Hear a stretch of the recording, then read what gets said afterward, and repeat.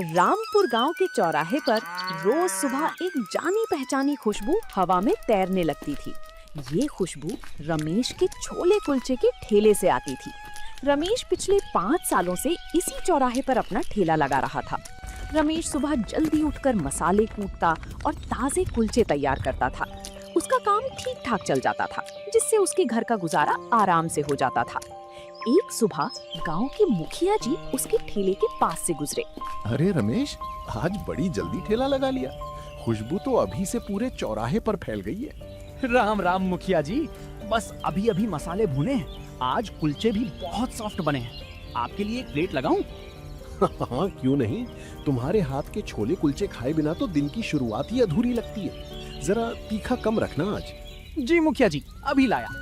रमेश ने फुर्ती से गरम गरम कुलचे सेके और मसालेदार छोले के साथ प्याज और हरी मिर्च रखकर मुखिया जी को दे दिए। तभी गांव का एक और ग्राहक सोहन भी वहां आ गया।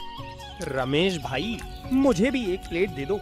परसों शहर गया था, वहाँ एक बड़े होटल में छोले कुलचे खाए, पर जो स्वाद तुम्हारे इस छोटे से ठेले पर है वो उस बड़े होटल में कहाँ।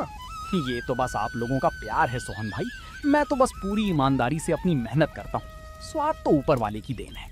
मेहनत तो तुम्हारी दिखती है रमेश, पर कभी सोचते नहीं कि इस गांव से निकलकर शहर में बड़ा ढाबा या दुकान खोलें, वहाँ कमाई दोगुनी होगी। सोचा तो कई बार सोहन भाई, पर बड़े काम के लिए बड़ा पैसा भी चाहिए। मेरे पास जितना है मैं उसी में खुश हूँ। कम से कम अपने गांव के लोगों का पेट तो भर पा रहा हूँ। वाह रमेश, स्वाद का तो कोई जवाब नहीं। और सोहन, बात पैसे की नहीं होती। रमेश का ये ठेला इस गांव की शान है। शहर जाकर ये अपनी सादगी भूल जाएगा। बिल्कुल सही कहा मुखिया जी। वैसे भी मेरा छोटा भाई सुरेश शहर की बहुत बड़ी कंपनी में बड़े पद पर काम करता है, और मुझे इस ठेले से जो सुकून मिलता है वो कहीं और नहीं मिलेगा। ऐसे ही दिन बीतते गए और एक दोपहर अचानक एक चमचमाती हुई बड़ी विदेशी कार चौराहे के पास आकर बंद हो गई। रमेश ने उत्सुकता से उस तरफ देखा। कार के अंदर से एक नौजवान लड़का उतरा। वो और कोई नहीं, रमेश का छोटा भाई सुरेश था, जिसके साथ उसके बॉस मिस्टर सिंघानिया भी थे। सुरेश, ये अचानक गाड़ी को क्या हो गया? हमें शाम तक शहर के क्लाइंट से मिलने पहुंचना था। सर, मुझे लगता है कि इंजन गर्म हो गया है। इस गांव के रास्ते बहुत खराब थे। मैं अभी मैकेनिक को फोन करता हूँ। सुरेश ने फोन निकाला, लेकिन गांव का इलाका होने के कारण नेटवर्क नहीं आ रहा था। वो और ज्यादा परेशान हो गया। तेरे की, यहाँ तो नेटवर्क भी नहीं है। सर, मुझे लगता है हमें यहाँ किसी से मदद मांगनी होगी। तभी रमेश की नजर सुरेश पर पड़ी। अपने सगी भाई को इतने दिनों बाद देखकर रमेश की खुशी का ठिकाना नहीं रहा। वो तुरंत अपना ठेला छोड़कर कार की तरफ गया। सुरेश, ओ सुरेश, तुम यहाँ? इतने दिनों बाद गांव आए और मुझे बताया भी नहीं। सुरेश ने जैसे ही रमेश को देखा तो उसका चेहरा एकदम सफेद पड़ गया। उसने तुरंत अपने बॉस की तरफ देखा, जो रमेश को बड़ी ध्यान से देख रहे थे। हे भगवान, ये भाई यहाँ क्या कर रहा है? अगर बॉस को पता चल गया कि मेरा भाई सड़क पर छोले कुलचे बेचता है तो ऑफिस में मेरी क्या इज्जत रह जाएगी। लोग मेरा मजाक उड़ाएंगे। सुरेश, ये आदमी कौन है? क्या ये तुम्हें जानता है? नहीं सर, मैं इसे नहीं जानता। अरे भाई साहब, आप कौन हैं? मुझे लगता है आपको कोई गलतफहमी हुई है। मैं आपको नहीं जानता। रमेश अपनी जगह पर जम गया। उसकी आंखों में सगे भाई का ये बर्ताव देखकर आंसू आ गए। उसे यकीन नहीं हो रहा था कि ये वही सुरेश है जिसे उसने खुद पढ़ा लिखा कर शहर भेजा था। सुरेश, तुम ये क्या कह रहे हो? मैं तुम्हारा बड़ा भाई रमेश हूँ। तुम मुझे भूल गए? देखिए, मैंने कहा ना कि आपको गलतफहमी हुई है। सर, चलिए हम वहाँ छाँव में खड़े होते हैं। मिस्टर सिंघानिया को कुछ अजीब तो लगा, लेकिन उन्होंने कुछ कहा नहीं। सुरेश अपने बॉस मिस्टर सिंघानिया को लेकर चौराहे के किनारे लगी एक पेड़ की छांव में आ गया। रमेश को समझ नहीं आ रहा था कि उसका छोटा भाई, जिसके लिए उसने अपनी पूरी जवानी लगा दी, आज उसे पहचानने से भी इनकार कर रहा था। तभी मिस्टर सिंघानिया को जोर की भूख लगी। दोपहर का समय था और शहर अभी बहुत दूर था। सुरेश, मैकेनिक को आने में समय लगेगा। मुझे बहुत तेज भूख लग रही है। सुबह से कुछ खाया भी नहीं है। सर, ये तो एक छोटा सा गांव है। यहाँ कोई बड़ा होटल या रेस्टोरेंट नहीं मिलेगा। आप थोड़ा रुकिए, मैं कहीं से बिस्किट का पैकेट ढूंढ कर लाता हूँ। अरे बिस्किट क्यों? वो देखो सामने उस ठेले से कितनी शानदार खुशबू आ रही है। छोले कुलचे का ठेला है ना वो? नहीं नहीं सर, आप वहाँ का मत खाइए। वो सड़क किनारे का खाना है, बहुत अनहाइजीनिक होगा, आपकी तबीयत खराब हो सकती है। अरे भाई मुझे कोई फर्क नहीं पड़ता, खुशबू इतनी लाजवाब है कि मुझसे रुका नहीं जा रहा। और देखो ठेला कितना साफ सुथरा है, चलो वहीं चलकर खाते हैं। मिस्टर सिंघानिया आगे बढ़ गए। सुरेश के पास उनके पीछे जाने के अलावा कोई रास्ता नहीं था। वो मन ही मन डर रहा था कि कहीं रमेश फिर से भाई भाई चिल्लाकर उसका भांडा ना फोड़ दे। भाई साहब आपके छोले कुलचे की खुशबू ने तो दीवाना बना दिया। हमारे लिए 2 प्लेट बढ़िया से तैयार कर दो। जी बाबूजी, अभी लगाता हूँ। रमेश ने प्लेट में गर्मा गर्म कुलचे और मखमली मसालेदार छोले परोसे। ओह माय गॉड सुरेश, ये क्या स्वाद है। मैंने दिल्ली मुंबई के बड़े बड़े 5 स्टार होटलों में खाया है, पर ऐसा स्वाद आज तक नहीं चखा। अच्छा है सर, आप खाइए। वैसे भाई साहब आपका नाम क्या है? और ये बताइए कि इस छोले में आपने ऐसा कौन सा गुप्त मसाला डाला है जिसका स्वाद तो सीधे दिल में उतर गया? बाबूजी, लोग मुझे रमेश कहते हैं। और रही बात मसाले की, तो मसाले में कोई गुप्त चीज नहीं है।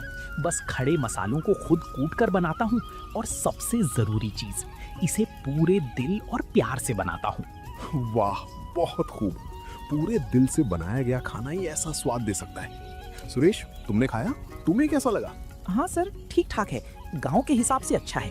ठीक ठाक? सुरेश तुम्हारी जुबान खराब हो गई है क्या? ये खाना ठीक ठाक नहीं, अल्टीमेट है। इस आदमी के हाथों में जो कला है उसे तो बड़े शहरों के लोग तरसते हैं। तभी चौराहे पर गाड़ी का मैकेनिक आ गया। उसने गाड़ी को चेक किया और बताया कि गाड़ी ठीक होने में कम से कम 2 घंटे लगेंगे। चलो कोई बात नहीं, रमेश भाई के छोले कुलचे खाकर मेरा पेट और मन दोनों तृप्त हो गए।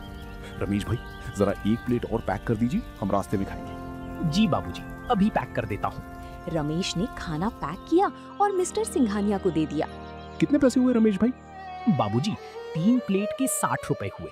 मिस्टर सिंघानिया ने जेब से 500 का नोट निकाला और रमेश की तरफ बढ़ा दिया। ये रखो रमेश भाई, तुम्हारे इस स्वाद की कीमत 60 रुपए नहीं, बहुत ज्यादा है। बाकी के पैसे तुम रख लो। माफ करना बाबूजी, मैं अपनी मेहनत की ही कीमत लेता हूँ, बख्शीश नहीं। मेरे 60 रुपए ही बनते हैं, आप मुझे उतने ही दे दीजिए। रमेश का ये स्वाभिमान देखकर मिस्टर सिंघानिया के दिल में उसके लिए इज्जत और बढ़ गई। सुरेश देखो और सीखो, इसे कहते हैं असली इंसान। एक तरफ तुम लोग हो जो शहरों में रहकर थोड़े से पैसे के लिए अपनी सादगी बेच देते हो, और एक ये है, सच में रमेश भाई आप कमाल के इंसान हैं। सुरेश गुस्से में उबल रहा था कि उसके बॉस एक मामूली ठेले वाले की इतनी तारीफ क्यों कर रहे थे। गाड़ी ठीक होने में अभी भी वक्त था, इसलिए मिस्टर सिंघानिया पास की एक चबूतरे पर बैठ गए। सुरेश उनके पास ही खड़ा था। तभी गांव का वही पुराना ग्राहक सोहन दोबारा रमेश के ठेले की तरफ आया। उसने जैसे ही पेड़ के नीचे सुरेश को देखा, उसकी आंखें खुशी से चमक उठी। अरे ये तो सुरेश है ना, रमेश भाई का छोटा भाई। अरे सुरेश, तुम कब आए शहर से? सोहन की आवाज सुनकर सुरेश के पैरों तले जमीन खिसक गई। अरे भाई साहब, आप कौन हैं? आपको कोई गलतफहमी हुई है, मेरा नाम सुरेश नहीं है। क्या बात कर रहे हो सुरेश, बचपन से तुम्हें इसी गांव की गलियों में देखा है। रमेश भाई ने अपनी दिन रात की कमाई तुम्हारे ऊपर लगा दी, तुम्हें शहर पढ़ाया लिखाया, और आज तुम अपने ही गांव के लोगों को भूल गए। रमेश भाई देखो, तुम्हारा भाई सुरेश आया है। मिस्टर सिंघानिया चबूतरे से उठकर खड़े हो गए। सुरेश ये सब क्या बकवास है? ये आदमी क्या कह रहा है? नहीं सर, पता नहीं ये गांव वाले क्या कह रहे हैं, किसी को भी देखकर कुछ भी बोलने लगते हैं। मेरा इनसे कोई रिश्ता नहीं है। सुरेश तुम मुझसे झूठ बोल रहे हो, तुम्हारी आंखें और तुम्हारी घबराहट साफ बता रही है कि दाल में कुछ काला है। तभी मिस्टर सिंघानिया खुद चलकर रमेश के ठेले के पास पहुंचे। सुरेश भी डरते डरते उनके पीछे पीछे आया। रमेश भाई मैं आपसे सच जानना चाहता हूँ, क्या ये सुरेश आपका छोटा भाई है? मुझे सच सच बताइए। रमेश ने एक पल के लिए सुरेश की तरफ देखा। सुरेश की आंखों में डर था, पर उस डर के पीछे भी वही अहंकार और घमंड छुपा हुआ था। रमेश का दिल टूट चुका था, लेकिन वो अपने भाई का करियर बर्बाद नहीं करना चाहता था। नहीं बाबूजी, ये साहब सच कह रहे हैं। मैं तो एक मामूली ठेले वाला हूँ। भला इतने बड़े अफसर साहब मेरे भाई कैसे हो सकते हैं? इनसे मेरा कोई रिश्ता नहीं है। रमेश के मुंह से ये बात सुनकर सुरेश ने चैन की सांस ली। लेकिन मिस्टर सिंघानिया एक तजुर्बेकार इंसान थे। वे रमेश की आंखों के आंसू और उसकी आवाज का भारीपन भांप गए। सुरेश, मुझे तुम्हारी डिग्री पर और तुम्हारी इस बड़ी नौकरी पर शर्म आ रही है। तुम क्या सोचते हो कि मैं बेवकूफ हूँ? सर मतलब चुप रहो। रमेश भाई भले ही अपने भाई की इज्जत बचाने के लिए झूठ बोल रहे हो, लेकिन एक भाई का त्याग और दूसरे भाई का लालच साफ दिखाई दे रहा है। तुम इस बात से डर रहे थे ना कि ऑफिस में सबको पता चल जाएगा कि तुम्हारा भाई सड़क पर ठेला लगाता है। सुरेश का सिर शर्म से झुक गया। उसके पास बोलने के लिए कोई शब्द नहीं थे। जिस भाई ने तुम्हें पाल पोस कर इस काबिल बनाया कि तुम आज मेरे सामने अच्छे कपड़े पहनकर खड़े हो सको, उसी भाई को तुम अपनाने से मना कर रहे हो। जो इंसान अपने सगे भाई का नहीं हो सका, वो मेरी कंपनी के प्रति वफादार कैसे हो सकता है? ये सुनते ही सुरेश के होश उड़ गए। उसे अपनी नौकरी खतरे में नजर आने लगी।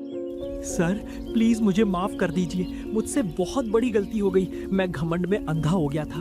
प्लीज मेरी नौकरी मत छीनिए सर। तुम्हारी नौकरी का फैसला तो मैं शहर जाकर करूंगा सुरेश, लेकिन पहले तुम्हें अपनी इस घटिया हरकत का प्रायश्चित करना होगा। अगर तुमने आज अपने भाई के पैर छूकर माफी नहीं मांगी तो तुम कल से ऑफिस मत आना। मिस्टर सिंघानिया की बातें सुनकर सुरेश के पैरों तले जमीन खिसक गई थी। वो कांपते कदमों से रमेश के ठेले की तरफ बढ़ा। रमेश अभी भी चुपचाप खड़ा अपनी किस्मत पर आंसू बहा रहा था। सुरेश ने आगे बढ़कर सीधे रमेश के पैर पकड़ लिए। भैया मुझे माफ कर दो भैया, मैं सच में घमंड में अंधा हो गया था। मुझसे बहुत बड़ा पाप हो गया जो मैंने अपने ही सगे भाई को पहचानने से इनकार कर दिया। सुरेश, अरे पगले ऐसा मत कर। तू मेरा छोटा भाई है। तू शहर जाकर बड़ा साहब बन गया, मुझे तो इसी बात की सबसे बड़ी खुशी थी। मुझे तुझसे कोई नाराजगी नहीं है। नहीं भैया, मैंने आपके साथ बहुत बुरा किया। आपने अपनी पूरी जिंदगी, अपनी खुशियां मेरे लिए कुर्बान कर दी। इस ठेले को चलाकर आपने मेरी पढ़ाई का खर्चा उठाया और मैंने अपनी झूठी शान के लिए आपको पहचानने से मना कर दिया। मुझे खुद पर शर्म आ रही है। मिस्टर सिंघानिया दूर खड़ी होकर दोनों भाइयों का ये मिलाप देख रहे थे। रमेश की सादगी और उसका बड़प्पन देखकर उनके मन में रमेश के लिए सम्मान और भी ज्यादा बढ़ गया। वे धीरे से चलकर ठेले के पास आए। रमेश भाई, आपकी उदारता को देखकर मैं निशब्द हूँ। जो भाई कुछ देर पहले आपको पहचानने से मना कर रहा था, आपने उसे एक पल में माफ कर दिया। सच में आपका दिल बहुत बड़ा है। बाबूजी, ये छोटा है, ना समझ है। शहर की चकाचौंध में शायद थोड़े दिनों के लिए भटक गया था, पर है तो मेरा भाई ही ना।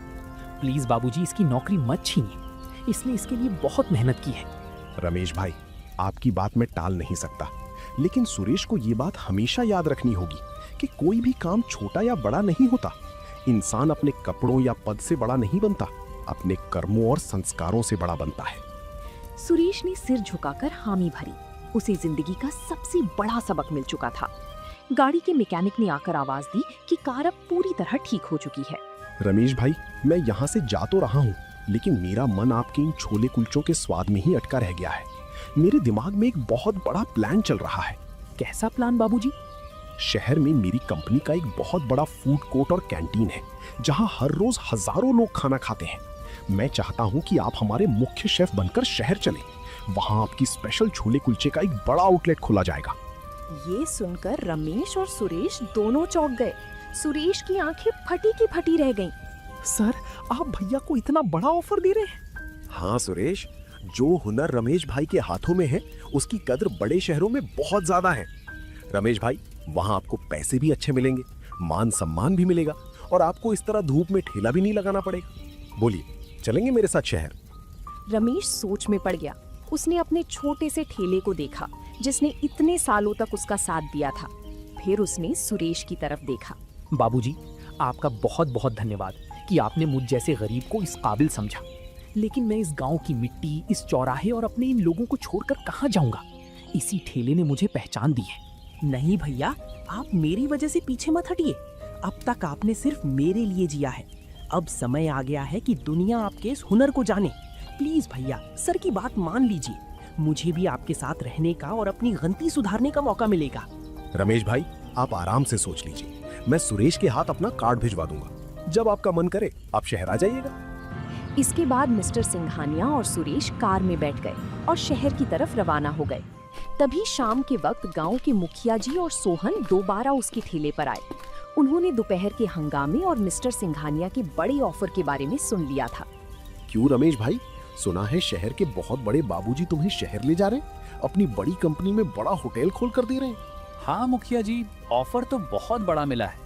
सुरेश भी कह रहा था कि मुझे शहर आ जाना चाहिए, पर मेरा मन इस गांव को छोड़ने का नहीं कर रहा। रमेश भाई, भावुक मत बनो, ऐसा मौका बार बार नहीं मिलता। तुमने पूरी जिंदगी इस ठेले पर धूल में काट दी। अब जब लक्ष्मी खुद चलकर दरवाजे पर आई है तो मना मत करो। शहर जाओ और अपना नाम कमाओ। सोहन भाई, पैसा ही सब कुछ नहीं होता। इस गांव के लोगों ने मुझे जो प्यार और सम्मान दिया है वो शहर के बड़े होटलों में कहाँ मिलेगा। वहाँ लोग सिर्फ खाना खाएंगे, पर यहाँ के लोग तो मेरे परिवार जैसे हैं। रमेश, तुम्हारी यही सादगी तो हमारा दिल जीत लेती है। पर एक बात समझो, तुम्हारा ये हुनर भगवान की देन है। अगर शहर जाकर तुम्हारी जिंदगी बेहतर होती है तो पूरे गांव को तुम पर गर्व होगा। हम सब खुश होंगे कि हमारे गांव का रमेश आज इतने बड़े शहर में अपनी पहचान बना चुका है। गांव वालों का ये सपोर्ट देखकर रमेश की आंखों में खुशी के आंसू आ गए। उसने सुरेश को फोन लगाया और शहर आने की बात पक्की कर दी। कुछ महीने बीत गए। शहर के सबसे आलीशान इलाके के एक बड़े कॉर्पोरेट फूड कोर्ट में एक नया आउटलेट खुला था, जिसका नाम था रमेश के स्पेशल छोले कुलचे। आउटलेट को बहुत ही सुंदर पारंपरिक गांव के ढाबे जैसा लुक दिया गया था। वहां रमेश मुख्य शेफ के रूप में काम संभाल रहा था। दोपहर का समय था और रमेश के काउंटर पर शहर के बड़े बड़े अफसरों की भारी भीड़ लगी हुई थी। अरे सुरेश, इस नए छोले कुलचे वाले काउंटर का स्वाद तो सचमुच लाजवाब है। पूरे शहर में इसके जैसा टेस्ट कहीं नहीं है। सुना है इसके मालिक तुम्हारे ही होम टाउन से? हाँ, बिल्कुल सही सुना तुमने। और सिर्फ मेरे होम टाउन से ही नहीं है, वो जो सामने काउंटर पर खड़े होकर सबको प्यार से खाना परोस रहे हैं ना, वो मेरे सगे बड़े भाई रमेश है। मुझे गर्व है कि मैं उनका भाई हूँ। सुरेश की बात सुनकर उसके साथियों ने रमेश की खूब तारीफ की। साथियों के जाने के बाद सुरेश काउंटर के पास गया। भैया, आज तो सारे रिकॉर्ड टूट गए। फूड कोर्ट में सबसे ज्यादा भीड़ आपके ही काउंटर पर है। मिस्टर सिंघानिया भी आपकी बहुत तारीफ कर रहे थे। ये सब ऊपर वाले का आशीर्वाद और गांव वालों की दुआएं हैं सुरेश। और सबसे बड़ी बात, मुझे खुशी है कि तू आज सबके सामने मुझे अपना भाई कहने में शर्माता नहीं है। भैया, मुझे माफ कर दीजिए। उस दिन अगर आपने और मिस्टर सिंघानिया सर ने मेरी आंखें नहीं खोली होती तो मैं आज भी उसी झूठे घमंड में जी रहा होता। आपने मुझे सिखाया कि काम कोई भी हो, मेहनत और ईमानदारी ही इंसान की असली पहचान होती है। चलो, अब पुरानी बातें भूल जाओ और अपनी मेहनत से काम करो। तभी मिस्टर सिंघानिया भी वहां आ पहुंचे। क्यों रमेश भाई, शहर का माहौल कैसा लग रहा है? हमारे शहर के लोगों को तो आपने अपने स्वाद का दीवाना बना दिया। बाबूजी, आपका बहुत बहुत धन्यवाद। शहर भले ही बड़ा है, पर मेरे छोले कुलचे का स्वाद आज भी वही साधारण और शुद्ध है जो मेरे रामपुर गांव के चौराहे पर हुआ करता था। बिल्कुल सही रमेश भाई, आपकी यही सादगी और हुनर ही आपकी असली ताकत है। तो दोस्तों, आप लोगों को ये कहानी कैसी लगी? कमेंट करके जरूर बताएं और ऐसी कहानियों को देखने के लिए वीडियो को लाइक करें और चैनल को सब्सक्राइब करें।